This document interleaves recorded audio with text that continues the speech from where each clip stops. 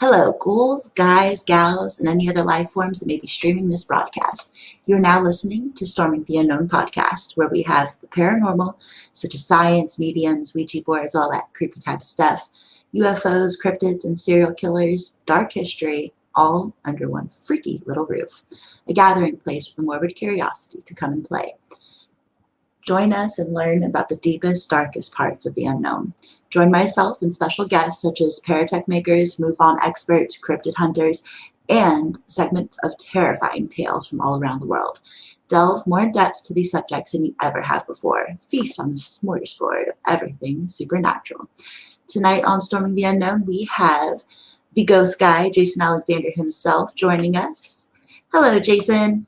Howdy. How are you doing tonight? Well, pretty good. I ain't got no boogers, so I'm good.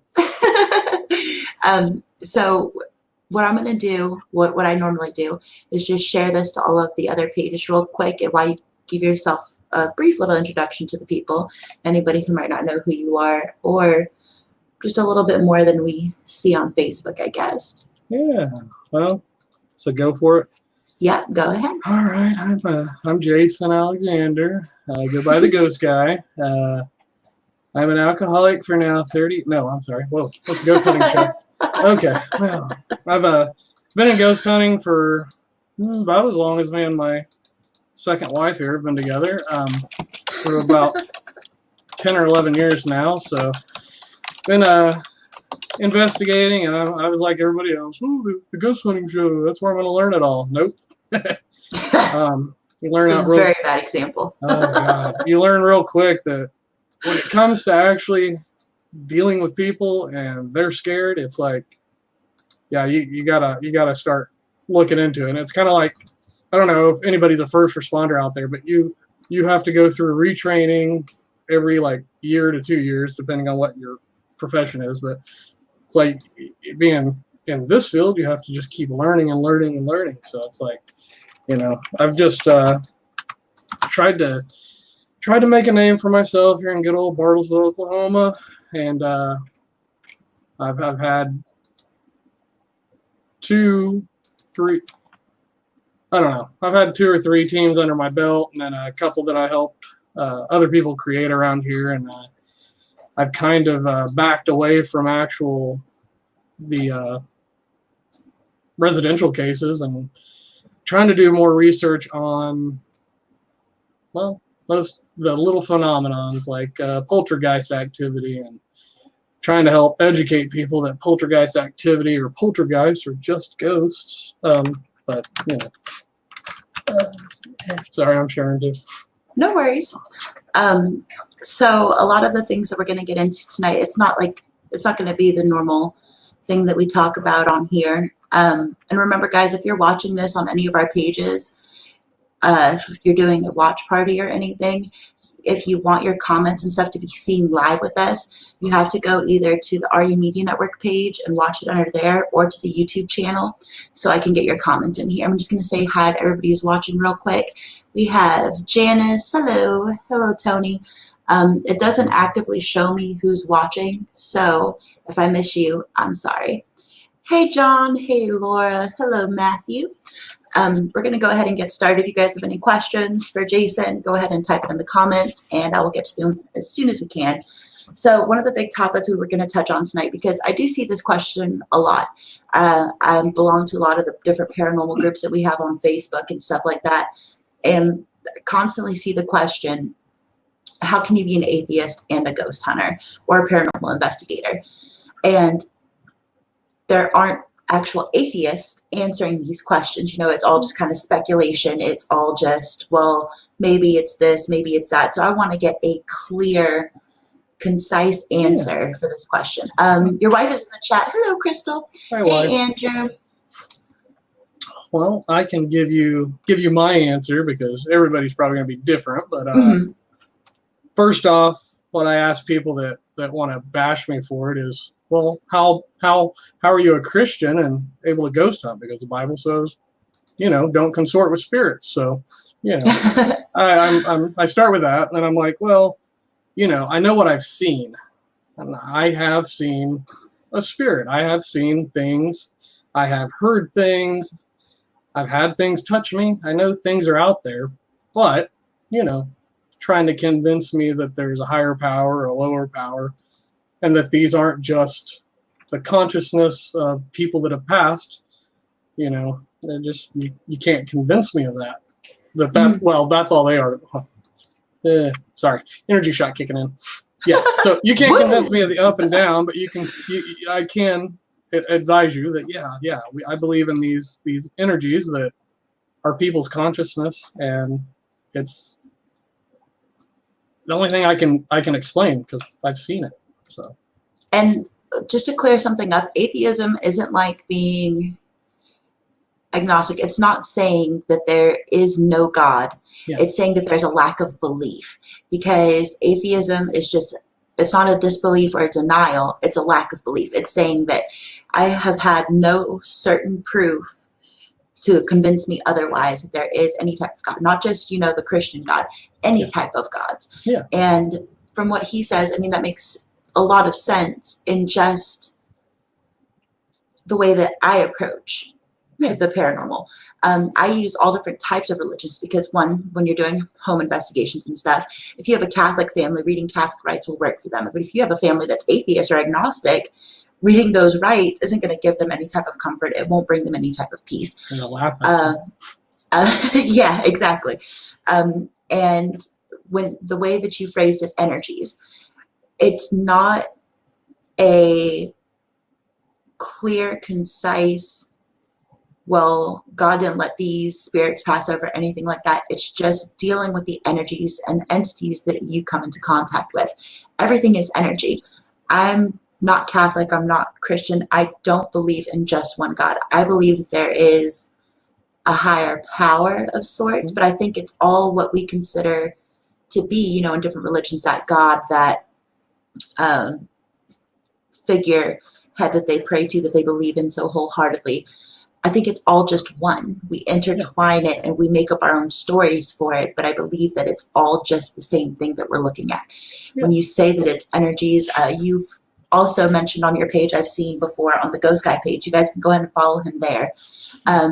But you mentioned how paranormal investigators go into homes and just kind of let that energy run rampant afterwards, because when you do go into home investigations, you just being there can make that activity that much more active if you're not cleansing the place properly. Yeah. And again, if you're not using the right cleansing rituals for the type of energies that you're dealing with, like say the energy that you're even dealing with was Catholic, same thing goes for the living as it does for the dead. If that wasn't their mindset, their belief set, anything, it's not going to work. So you have to be more broad about it. And bringing in these energies that make it more active, one, you leave these families with more problems than they had when before they brought this group in. And you talk about it constantly that, it's kind of, it's just very unprofessional of those teams when they go in and just kind of do it to be like, oh, we captured evidence, and then leave and not offer any real type of closure to these people that we're trying to quote unquote help. And the reason I bring it up a lot is because I've dealt with other groups, not just in this area, but like throughout the state. And it's like, all they want to do is they want to go to your home. They want to live stream it if you let them. And then they want to, I wanted at one time to go and live stream at somebody's house to show people how we do a real investigation. Mm-hmm. But, they didn't want me to. And I got to thinking, well, there's probably a reason for that. So I stopped thinking that I needed to do that. Was like, we got a test house. We started doing things there. But what people didn't understand was, well, why aren't you posting evidence? Why aren't you doing this? Why aren't you doing that? Well, I'll tell you what, I've probably turned down several cases that involved children because, for one, the child was scared to death. The parents didn't believe wholeheartedly 100% that their kid was actually seeing something, but they were worried because their child was scared. And I said, well, okay, chances are there may be something here. There may not be something here. I don't know. But what we can do, I won't come and investigate, but if you have a camera and you set it up for me, then just record. Don't try to provoke anything to happen. Just record every night. And when your kid comes in hollering, screaming that something touched them or whatever the case is, take that video, send it to me. I'll watch it for you. I'll go through it for you, because if I come in here and there is something, it's going to get worse for you. And those people seem to appreciate that a lot more. And I mean, what? It doesn't like get me anything to do that. It's just, you know, I'm helping. It's like the groups that go in charge when you cannot guarantee results. So for you to charge in this field is absolutely fucking outrageous. Yeah. I mean, for you to go in, and that also gets me that there could be absolutely nothing going on, but these people are already scared, freaked out. And if you tell them something's going on, oh, don't worry, we got rid of it. And then they end up, like handing you cash in hand because they think that you've done something when really all you've done is fake shit. Like that just, it drives me absolutely insane. Well, and you know, I've called out several groups in the past for doing this whole charging thing. And I mean, one of the guys has contacted me before, and he said, we don't charge people for our service. We charge if they want us to come to their town and they're a little ways away, we'll charge them for gas and lodging if we need to stay. It's like, well, okay, I kind of get that.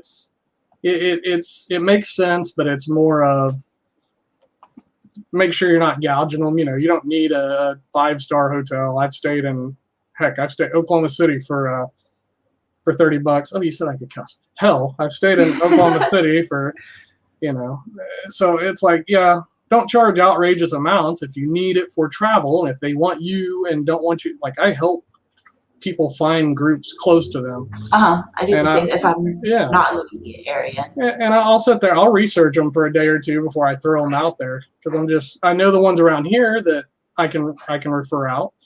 But it's like outside of Oklahoma, it's like, I'm not going to come to Arkansas, but I know a group that can help you there. And I've worked with them before, or I've talked to them before, you know, and it's just, you know, if you're in the field to help people, then do it to help. Don't sit there and make it about what can they do for you in the end, because that's legit. That should be our only job, is to help other people understand it. Like, I posted on one of the Dallas website pages, like if you need help with anything, like if you're having activity, anything, go ahead and contact my group, because people encounter this stuff a lot more than like to admit, especially, you know, being in the area that we're in, super Bible Belt, super Bible thumpy, like we're not going to acknowledge it, but you'd be surprised how many people ended up reaching out to me, but also the amount of people who were like, get this shit off of here, this shit's fake, da, da, da. And I'm like, that's on you. If you don't believe it, that's fine. But there are people who do need help in these situations, and that's all I want to do is help. Before we get going a little bit more, I'm going to catch up and chat real quick, because there are a lot of people in here tonight. Hello, Sean Gilmore. Hello, Laura. Hey, Andrew Helton. Hey, Anita Riley. Hello, Sparky and Wolfie. Sparky. And let's see, anybody else I missed? Donna Abbott, hello. Andrew Helton said, atheist is an open-minded outlook where you don't necessarily believe in any one thing, but you don't deny its possibility. Yeah, exactly. And if you prove to me, I will believe, right? Yeah. Agnostic is a belief in a higher power altogether. Yes. Matthew said the paranormal and research in general completely changed my beliefs on religion or spirituality or whatever you want to call it. It did make me, when I first started, it did make me kind of question everything, because I grew up like strict Roman Catholic. You know, we were in church almost every single day, brimstone and hellfire type shit. And the older I got, because I've always been able to interact and see these spirits and things like that, the older I got, the more I realized that it's not all just black and white. When you grow up, you're introduced to a lot more things that make you realize that you have to kind of branch out on your own and make your own conclusions about it, because if you're just following blindly, it's not going to lead you very far in life. Well, no, and I mean, there's so many people that just take what, you know, other people have done and go with it. It's like, I don't know. I don't know if you're a big fan of Zach Bagans. No. He's my We call idol. him Zach No, I'm Douche just kidding. Bagans. No, yeah. I always joke about him on my page. I had to throw in that I was his biggest fan of haters.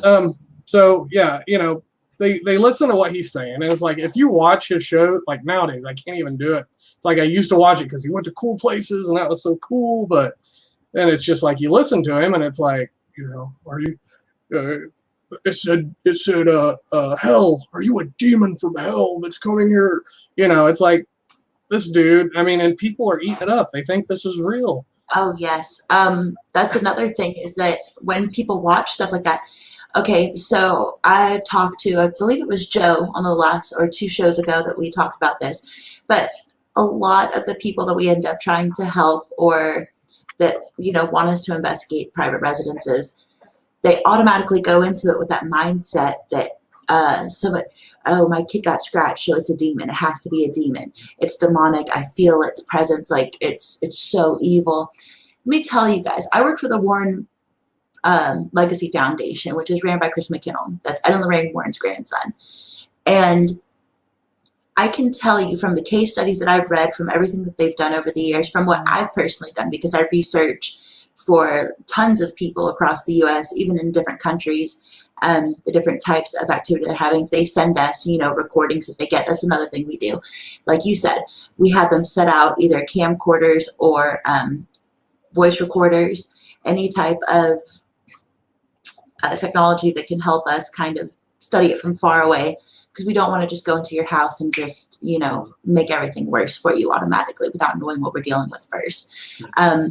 But I can tell you that probably like not even 0.1% of the time is it even an actual demon, devil, evil, whatever you want to call it. If you're a shitty person in life, you're going to be a shitty person in death. If you were aggressive, if you were violent, you're going to be that way in death. But the scratches thing is what gets me the most. Now, you think about that energy, that sheer amount of energy that you would have to conjure up just to make contact with a living human being. Mm-hmm. Now, say it's like, because I've had this happen in one case that it's about an hour and a half away from here, but I spent about 2 months on this case trying to figure out who was interacting with this little girl, because her daughter was constantly getting scratches on her back or on her face.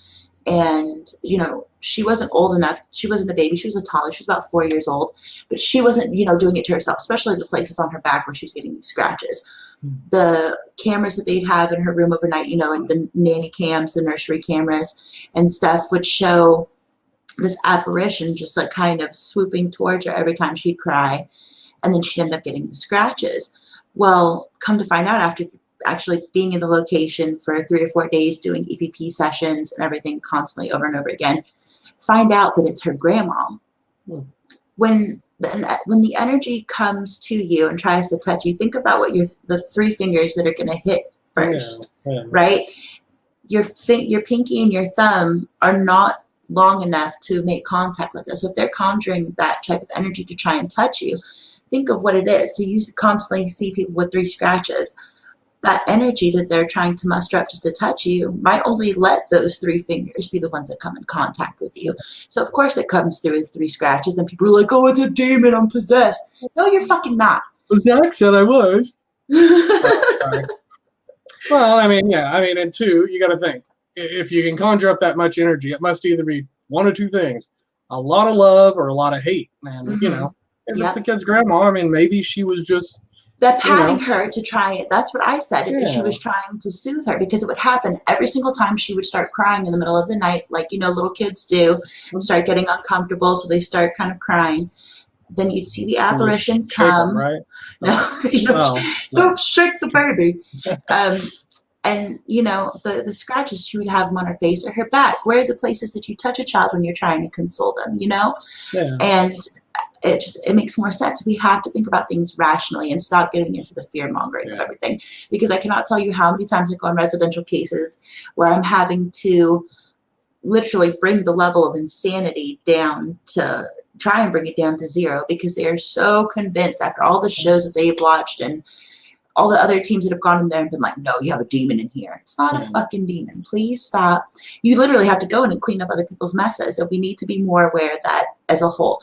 We say para-unity all the time. Everybody preaches it. But until we're actually all on the same page as to what it means, it's going to just keep getting rougher and rougher for everybody. Yeah, and I've fought with a lot of groups in the past. I used to be a lot more of an asshole than I am now. What, you saying something? But well, yeah, and I would call out groups. It'd be like that's bullshit. You shouldn't say stuff like that. You shouldn't be treating a case like this. Blah blah blah. And I'd have a lot of groups hating on me.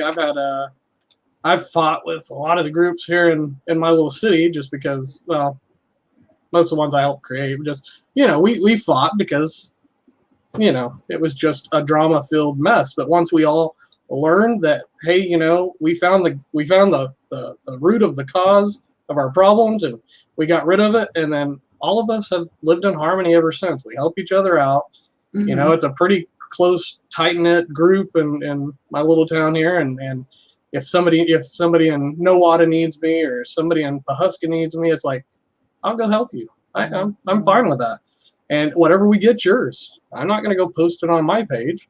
I may not get a whole lot of likes or may not get a whole lot of anything on my page, traffic or anything. But I'm not trying to be famous for that. I want to be a comedian or a doctor or something. Speaking of, you guys can also check out his Twisted Humor podcast. It gets pretty weird over there. You're going to show everybody your mom. Yeah, if you guys want to say hi to my mom, here she is. She's still in her box. I love you, Mom. She gets a lot more camera time than she used to. So, Andrew Helton said, "I don't do private residential homes at all. Not if they're looking for quote unquote help versus just validation that something is going on."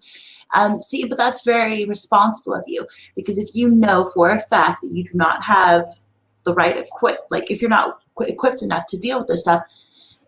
If you're just an investigator, but you don't know how to do cleansings, if you don't know how to help spirits pass over, energies pass over, if you don't know how to properly interact with them to get them to either stop or move on, then that's responsible. That's not admitting defeat. That's not saying that, you're not as good as everybody else. That's just knowing your boundaries. And that's something that we have to be aware of when we go into these places. If you're just going to capture evidence, but you're not doing anything in the end to help, pisses me off. Well, I have a backup. I have a backup minister. Like if they want a spiritual Christian type cleansing, I've got one of those. I've got a guy that does.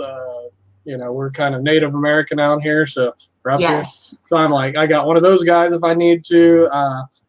That's another thing we're going to get into a little bit later into the show, because we're actually pretty close to each other and the things that I've done in Oklahoma. So we'll get into that. But Jesse Bellamy said, "Do you believe in ectoplasm?" I work with this dude, and the only reason he's asking that is because he knows I'm going to talk about my socks. Anyway. American Pie, if you remember American Pie. Yeah.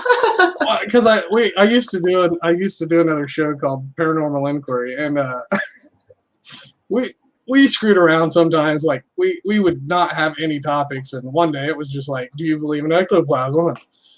And I brought out one of my. It was just wrong.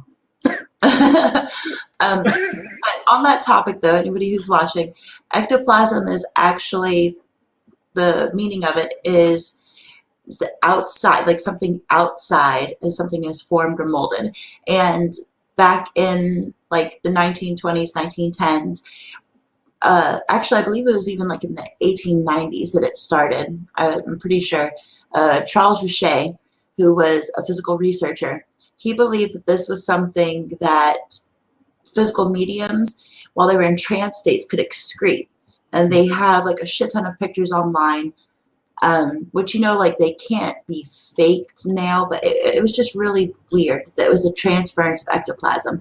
It was a real weird topic for a really long time. And it's what people think of, when they see Ghostbusters and stuff like that. People also, when I go to their homes, think that, I'm going to end up capturing this thing and putting it in a box. It's going to start shaking and you're going to see it. Or like the Frighteners.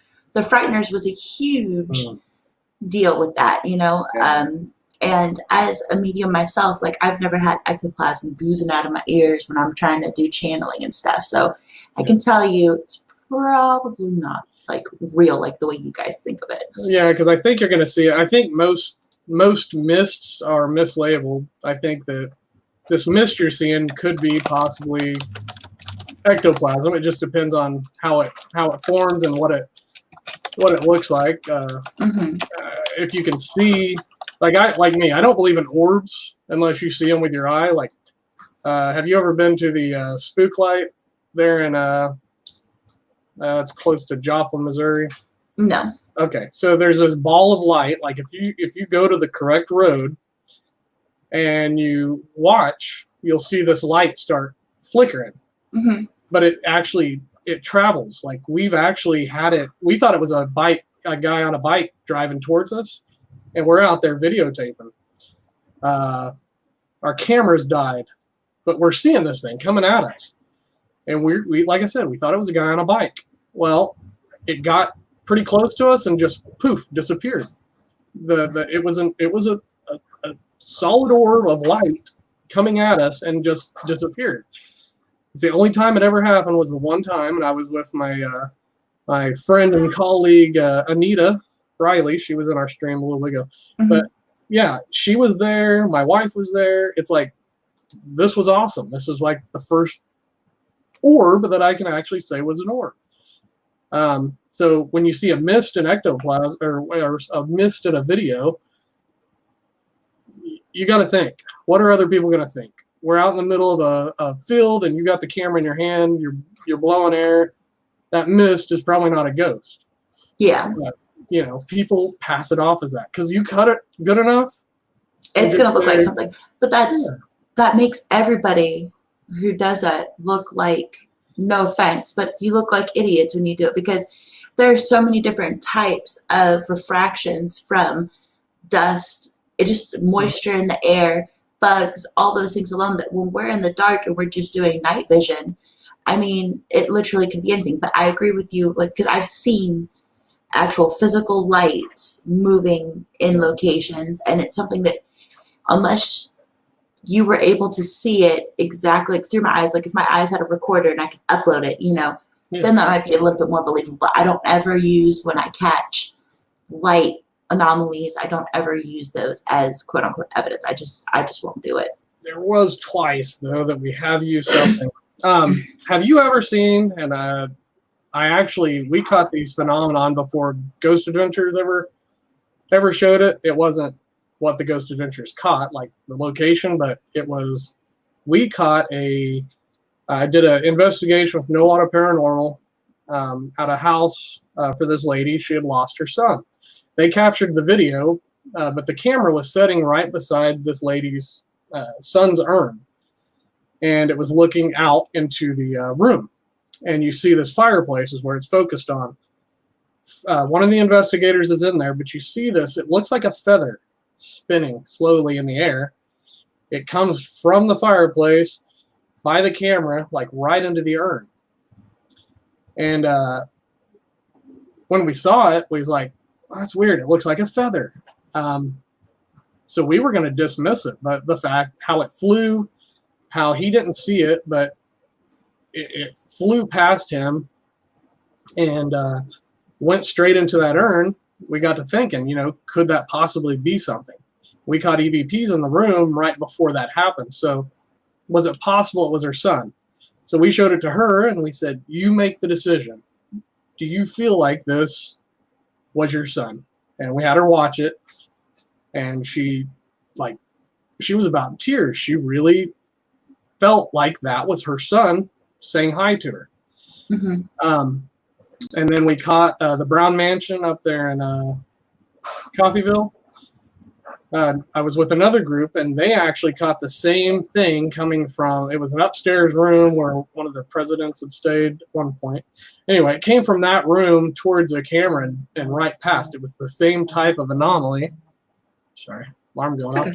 Take my drugs. Well, anyway, mess this up. Yeah, it is Oklahoma. So yeah, it flew past the camera doing its little flying thing, but it looked like a feather. It's just what it looked like. And then Ghost Adventures caught it one day, and I was like, oh, validation. I mean, at least one time they called it what it was. It's an anomaly. It's not an orb. It's an anomaly. It's not shaped like. I always tell people, don't let ghosts get away with looking like dust. Yes. I hate that. You can look It's like a feather, and I will fall all over myself. Sparky and Wolfie. I've never seen them in here before. I'm pretty sure they're watching because of you. But it says, I grew up Catholic, church and school, and there was no hell and brimstone. I was taught that God loves me more than my own. Okay, but there's different types of Catholics. My type of Catholic, strict Roman Catholic, was you have sex before you're married, you go to hell. You have kids out of wedlock, you go to hell. Like, I grew up genuinely believing this stuff. I mean, they were very old school. Everything is, if you don't listen exactly like how the Bible says it, you're going to hell. And this should go to show you that my family, because it's, you use protection, you use any type of birth control, anything, you go to hell. My great grandma had 16 kids back to back to back to back. So Wow. this should show you that my family was real adamant about what they believed. Oh. Well, and see, mine was hold on, sorry. Trying to fix my camera here. You're good. It's still, I hate this. Oh, wait. No, it is. Anyway, okay. Well, see, and I was raised in the Church of God, which it wasn't the long sleeve and jeans all the time Church of God. It was not the holiness one, but it was just a regular everyday church, like a Baptist church, like not a crazy Baptist. Oh, not saying Baptist crazy, sorry. Anyway, but it was just a church where, I mean, we were even taught fire and brimstone. We were taught, I was a virgin until I was like 20. So, I mean, it was scared me to death. I was a full blown Christian, explaining away why I could ghost hunt as a Christian up till I was like 35, and I'm 39 now. So, yeah, I stayed with the first person I'd ever slept with when I was like 18 because I was like, okay, if I don't marry him, I'm going to hell. I've already kind of mixed up that bad juju for myself, so I just got to stay with him even though I was miserable. But then until I was like 23 almost, and I was like, fuck this shit. I'm already in hell. Let's just cut this right now. So yeah, I completely understand that. Like it's literally driven into you over and over again to the point where it kind of scares you almost. And I don't want ever to feel that way again about anything. I feel like if you're a good person, that's all that matters. Like doing good for others and doing right by yourself is all that should matter. I'm not, some of the people who show up at church every Sunday are some of the worst people I've ever met in my life. Yeah. Going to church does not make you a good person. No, but I will tell you this. Now, do my kids go to church? No. Do we go to church? No. But my kids know who God is, and they had learned a lot of it from their late uncle Jesse, and he would teach them about God, and he would teach them things, and I guess they thought I'd be mad about it since I'm atheist. I was like, no, teach them, because the one thing I'd hate is to be wrong and my kids not have hope. Like, I didn't want them to not have hope. I mean, you see how many kids are sick and dying in the hospital. It's like I did not want to take that hope away from them. If you guys are in a hospital bed, I want you to really believe there's something that's going to take you and take care of you until mommy and daddy get there. I want them to feel at peace, and safe. Like they have some type of comfort. Yeah. And not just knowing that it's just nothing. But again, that's not what atheism is either, though. Remember, guys, that's not just being like, there is no God.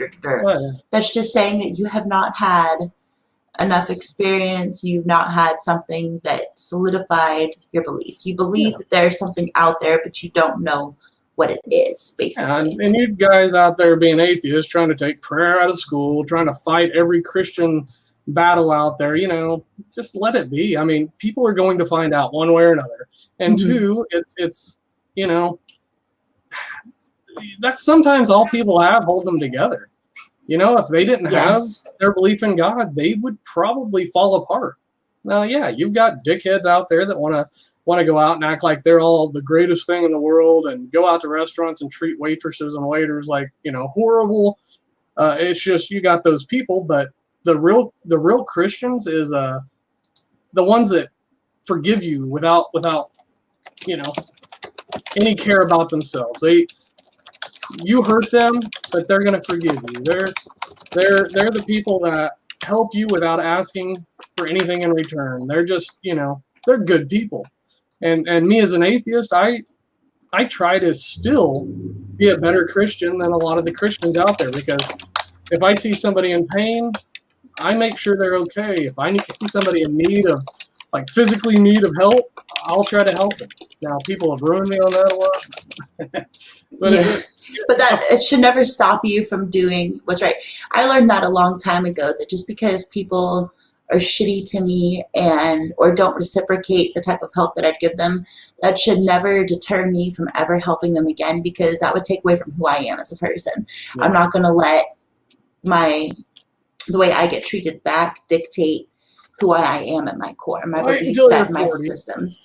I'm almost there. I'll be 30 this year. So will my wife. I'll be 40 this year, July. Yeah. So, well, and people thought when I had my near-death experience last August that I was gonna change my mind, change my tune, and there was a time when I was going back to get my CAT scan, the very first visit to the hospital, when I had a saddled pulmonary embolism.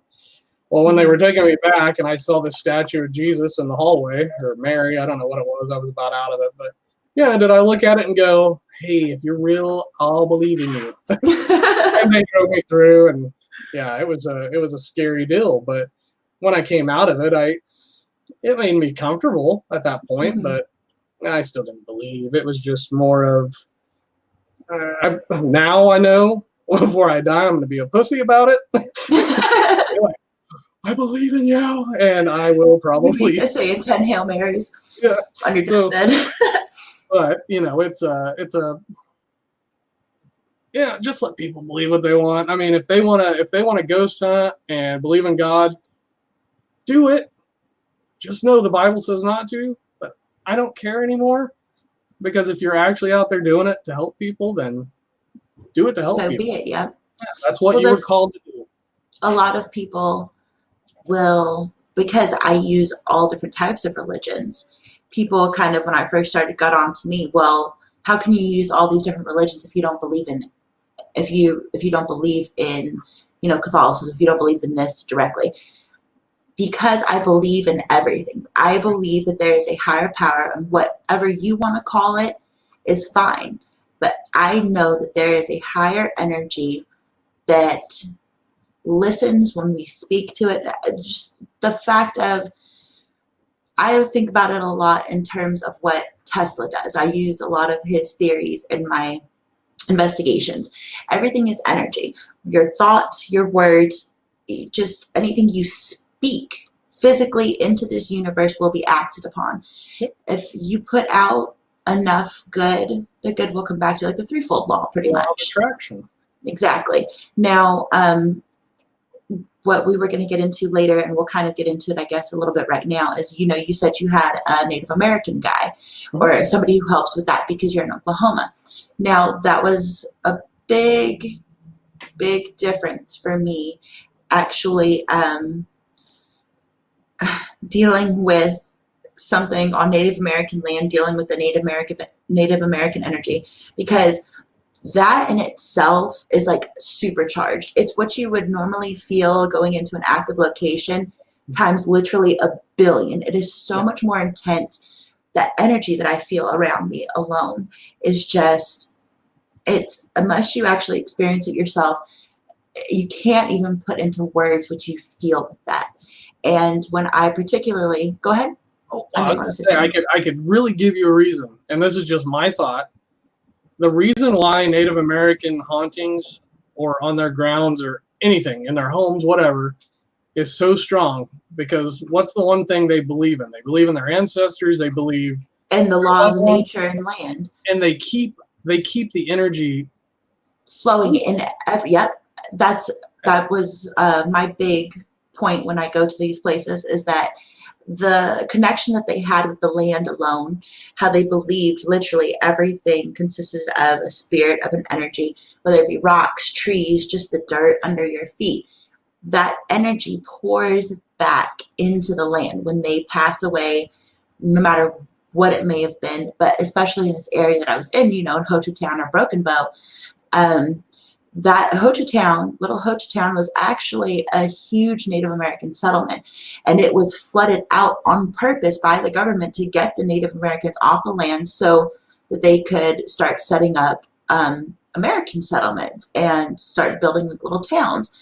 So the energy that's just, because after I did that, I can't tell you how many people that lived in that area actually either showed up outside of the location that I was investigating, because we were doing a live stream from there for the American Ghost Hunter show, or started messaging me on Facebook like, you have to come to my house if you're still in the area because crazy shit happens here all the time. And it was people who lived in like the same neighborhood as the asylum that I was investigating. Nice. And I was like, I can tell you right now, it's because you live on Native American land. Have you ever watched Poltergeist? They don't like this shit. Like, you fuck their shit up, they're gonna keep fucking with you. Put a house on me, see what we do about it. Right. And it's a lot different. So trying to deal with that, because again, like I said, I've studied all different types of religions, even like paganism, different rites and rituals with that. That way I can deal with whatever I come into contact with. Yeah. Now, when I was on Native American land, I was like, I don't know anything about that personally. Like it would take, heavy research, which I had done, but unless you have somebody in person telling you what to do and they have that Native American background, there's really nothing that you're able to do yourself. Yeah. So I actually went to Oklahoma State University and spoke with their Native American, the head of the Native American Histories Department, and he referred me to someone who still worked as a shaman of sorts, and then converse with them like pretty in depth about what was going on there. So that way, next time I go back, I can be better prepared, because that experience was definitely one of my most, not scary. I don't get scared, but it was definitely the most jolting. Like, I felt very unprepared, and I rarely ever feel unprepared for something. Yeah. I was very unprepared for feeling and encountering the things that it's so heavy there. That's why I said I want you guys to go back with me when I go, because you're kind of in the area, and I need more than one person, because that place is freaking huge to do by yourself. Yeah, I would love to go, and just let us know. My wife's up for it, so we just got to find a sitter. I was like, oh, you're gonna go with me for once? She usually comes with me. We did the old. They won't let us say the name. The old Southern Hospital in Arkansas. Mm-hmm. Yeah. Well, anyway, it's a old tuberculosis hospital down there. Anyway, they we did that together. That was we did an investigation at this old hospital. That night, we decided to drive home. My wife's 9 months pregnant at this point. We about hit a deer that was laying in the road, asleep. Well, anyway, it wasn't dead. Yeah. But anyway, we drove on home. We got home at like 6 o'clock in the morning. At like 9 o'clock in the morning, she's like, my water broke, I think. And I said, what do you mean you think? She goes, well, either that or I just can't stop peeing. And I'm like, this isn't a good time for this. So we had our kid. Like, I didn't get to sleep till that next day. But so we had this investigation while she was pregnant. She literally saw a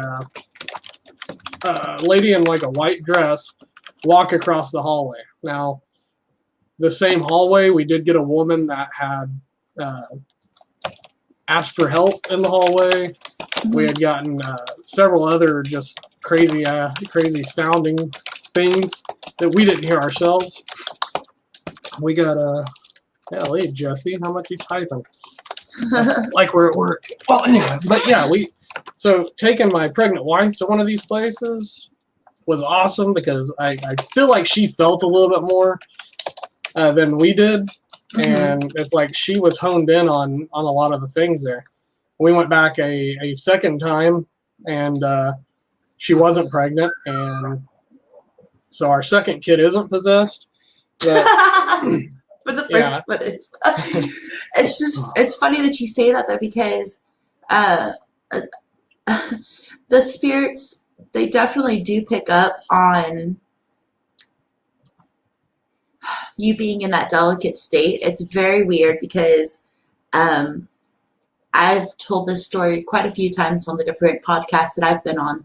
But one of my favorite places to go is the Bonnie and Clyde Ambush Museum in Gibson, Louisiana. It actually, Ma Canfield's Cafe, the place that they grabbed their last meal, which is not even 7 miles down the road from where they were gunned down, that cafe, the old part of it actually sits inside of the museum now. The very front portion of the museum is where that cafe used to sit. Bonnie and Clyde's spirits are very heavy in that location because it's the only place that they are buried side by side, technically, because Mr. Perry has set up mock graves of theirs right by each other. It's also the largest collection of their personal effects. There's also dirt from underneath the car where they were gunned down, pieces of the windshield, just all different types of things, things that were actually taken from their car at the death site in that museum. And I'm not quick to say anything, there's somebody here, this is that. I make sure that I do weeks and weeks worth of investigating and try and get as much evidence as possible that it's solid, that this is who this is. And they came through multiple times, like in EVPs, over spirit box sessions, everything, saying who they were, that it was them. And from what I can see as a medium, I hate that word, but seeing who I can, and they were there. At one point, Bonnie started I was reciting a poem, her last poem that she ever wrote.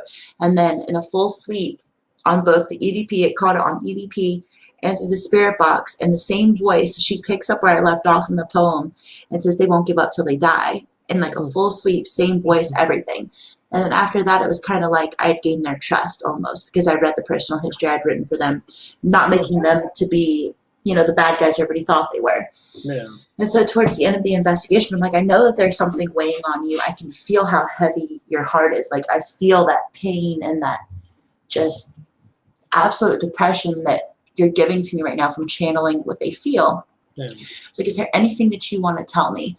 And she came through on both EVP and on Spirit Box. They took my baby. And come to find out later, through documents and everything, like actual, like legitimate documents, not even 2 months before they were gunned down, Bonnie had visited a doctor in Texas, and she was put as in a delicate state. Back then, that meant pregnant, and it explains a lot as to why Bonnie and Clyde, their deaths, they never had autopsies. They just did inquests. They never sat there and let anybody, when they got back to Dallas, they never let anybody do autopsies on them to complete the profile, anything. They wouldn't let anybody touch them because the government knew they had gunned down a pregnant woman, is what came to mind for me. Yeah. Now, come to find out, and I didn't even know this when I had gone back. I went back like not even 2 months later.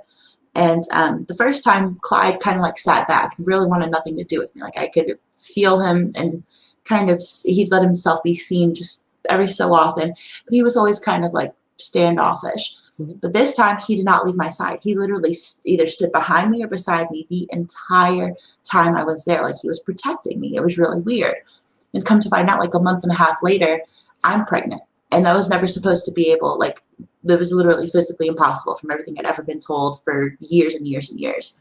And come to find out, that weekend that I was at the museum investigating, my conception date was the day after.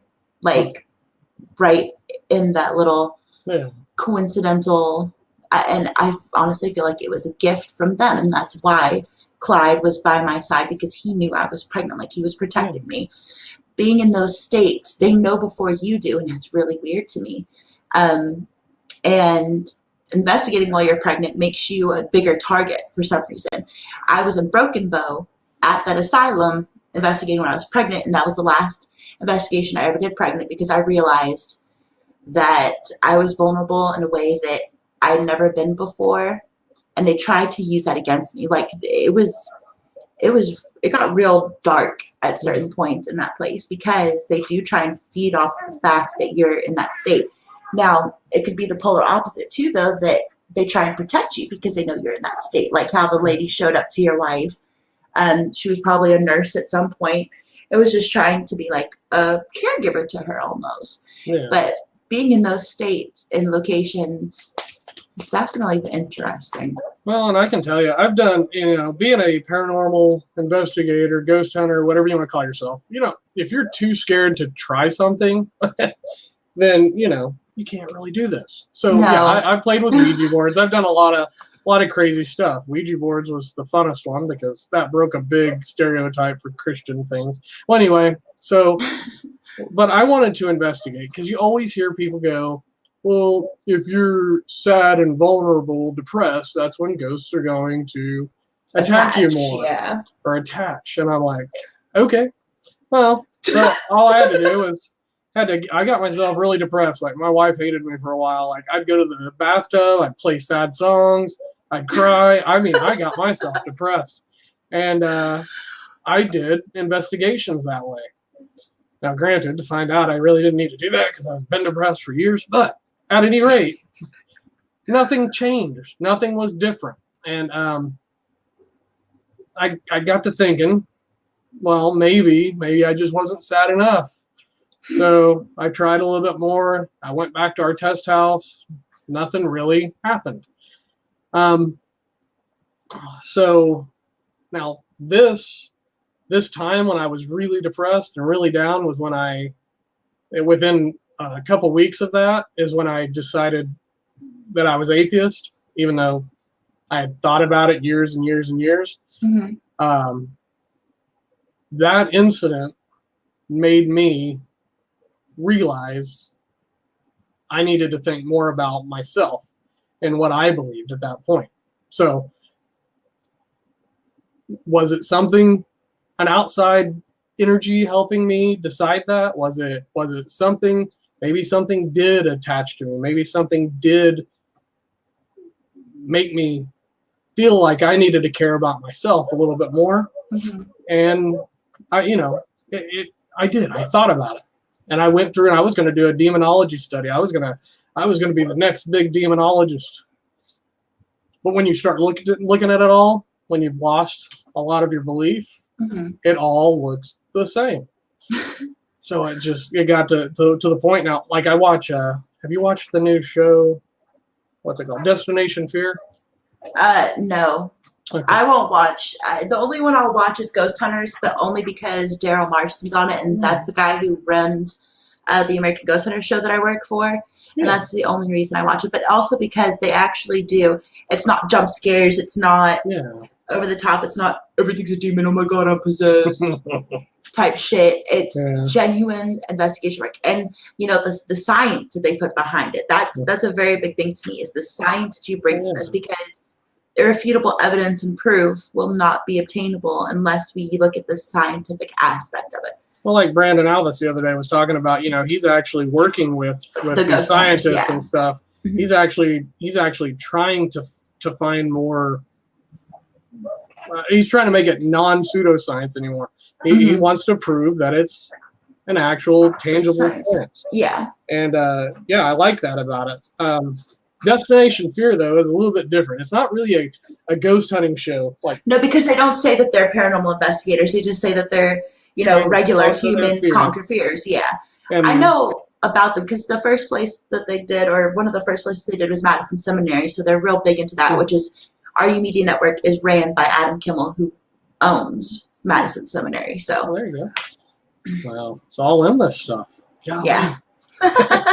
Well, yeah. So I mean, there's a lot to be said for somebody that's going out just trying to conquer fear. And I try to, anybody that I've worked with in the past, and we talk about this, that scared the shit out of me. Well, think of it like this. And I try to bring some people towards a little bit more of my belief. Yeah, if you're a bad person in life, you're going to be a bad person after life. I've used that in the past. Just like, if you believe it's just people, just their spirits, then what's there to worry about? They're going to do as much to you in death as they did to you in life. I've done this, like I said, for about 11 years now, and I haven't gotten scratched. Have I been touched? Yes. Not where I wanted to be, but I've had something just like do that across my head. We caught a growl at the same time it happened, like this and something like that. I've been called out in places. I've never been hurt. I've never been thrown, and I've been in places where they're like, provoke all you want. I'm like, okay, and I've tried, and I tell every time I go somewhere, if you're here and you want to touch somebody or push somebody, do it to me. I'm letting you do what you need to do. Take me over if that's what you can do, and do something to me. And I still haven't been hurt. Now, have I caught some good EVPs around that? Yeah.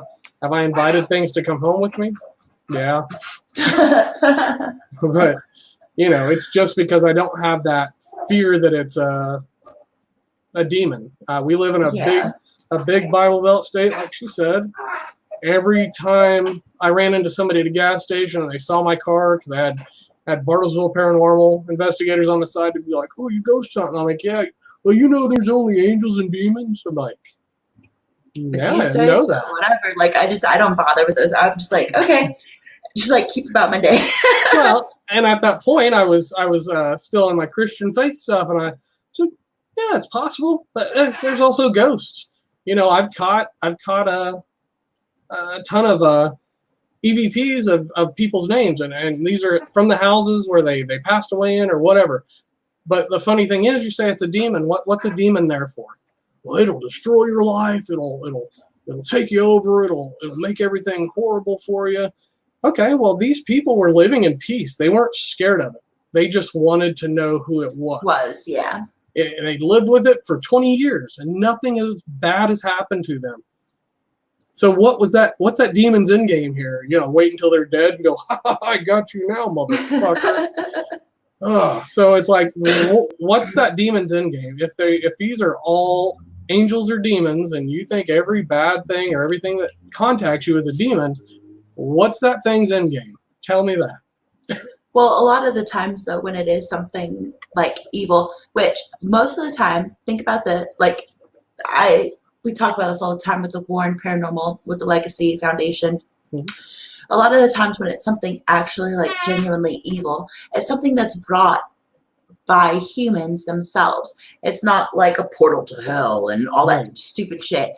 It's a manifestation of all of the negativity that you have going on in your own life. Tulpa.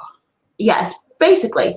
And we've talked about this on other shows too. Tulpas are just a concentrated energy from beliefs that manifest these creatures. Like Slender Man is considered a tulpa. Bigfoot could even be considered a tulpa in certain instances, if you want to think about it that way. Werewolves, like people that say shapeshifters and things like that, all could be considered tulpas. Mothman could be considered a tulpa. But that evil, that pure evil that you end up feeling is something normally that's manifested by somebody themselves in the situations, or especially if it's in like a residence, something that the previous owner could have brought. A lot of times, like the one time that I went to Goatman's Bridge, which we're going back pretty soon, but there is just nothing but pure evil in that place. That's why I was scratched, and I was sick as shit for 2.5 weeks afterwards. I ended up in the ER because I couldn't hold anything down. That evil was brought there because people who practice satanic rituals and stuff actually did rites and rituals right underneath the bridge. There's sigils everywhere. Where is this at? Goatman's Bridge in Denton, Texas. It's about an hour away from me. So, I mean, if you guys drove down, it'd probably be about like 2.5 hours, but it's fairly close to the border of Oklahoma and Texas. But I mean, just pure evil. But it's not because, a demon was like, I like this place, I'm gonna fucking chill here. It was like, this is some nice scenery. No, it was brought by human beings themselves. And that thing is just, it's pure evil. But again, it's not necessarily demonic. There's a huge difference between something being evil and something being demonic. Very, very innate difference. Jesse Bellamy said, "It bothers me that people don't keep an open mind. People will believe what they hear before they discover how they feel or them for themselves. More people need to keep their minds open to what could be possible, living a life where you let others manipulate your thoughts and beliefs. I love how you both consider what could be rather than just jumping to conclusions." Yeah. You know what assuming does? It makes an ass out of you It and does. me. Well, and he's one of my buddies at work, and we've talked a lot. I've toyed with the thought of starting another group to help people in their private residences. It's in the thoughts, but he's what you consider a full blown skeptic. He's open to the possibility there could be something out there, but he's also really reserved on it. But he's never seen anything No. to sway him in that way. Yeah. But those types of people are really great to have with you on investigations because there is no middle ground for them. It's either it is or it isn't, but there's no like, okay, well that could have been. And that fresh set of eyes, like especially if something truly does happen, I love the look on people's faces because I've had that happen quite a few times with residences where one person believes in the house and the other person doesn't, and like show them something, that look of holy shit on their face just excites me. Well, we did one and we were all laughing. We did a home investigation. It was for one of our guys on the team's cousins. So we were having a little fun and we were basically not having anything happen. So we decided, well, we'll get serious, see if something happens. We had like tons of EVPs. We had the ghost box. We asked, are you a man or a woman? And it came back through and said, a boy, like as loud as could be, boy. And then my wife, we told her to say hi. And she said hi, and it said hi back to her. And then, because I hated ghost boxes at this point.